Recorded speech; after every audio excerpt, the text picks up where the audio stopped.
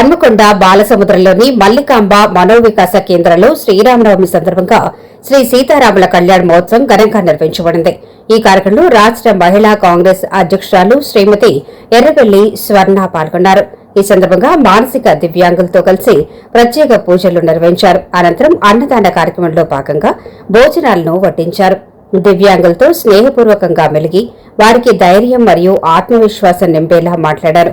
ఈ సందర్భంగా శ్రీమతి ఎర్రబెల్లి స్వర్ణ మాట్లాడుతూ సమాజంలో ప్రతి ఒక్కరికి సమాన గౌరవం, అవకాశాలు కల్పించాల్సిన బాధ్యత మనందరిపైన ఉందని పేర్కొన్నారు. ముఖ్యంగా మానసిక దివ్యాంగుల సంరక్షణ, వారి అభివృద్ధి కోసం ప్రభుత్వంతో పాటు స్వచ్ఛంద సంస్థలు, సామాజిక కార్యకర్తలు సమన్వయంతో పనిచేయాలని, ఇటువంటి సేవా కార్యక్రమాలు సమాజంలో మానవతా విలువలను పెంపొందిస్తాయని, అలాగే పండుగల సందర్భాల్లో అనాథలు, దివ్యాంగులు, అవసరమైన వారికి తోడుగా నిలవటం ప్రతి ఒక్కరి కర్తవ్యమని పేర్కొంటూ శ్రీరామనవమి సందేశం అయిన ధర్మం, న్యాయం, సేవాభావాన్ని జీవితంలో ఆచరించాలని అన్నారు.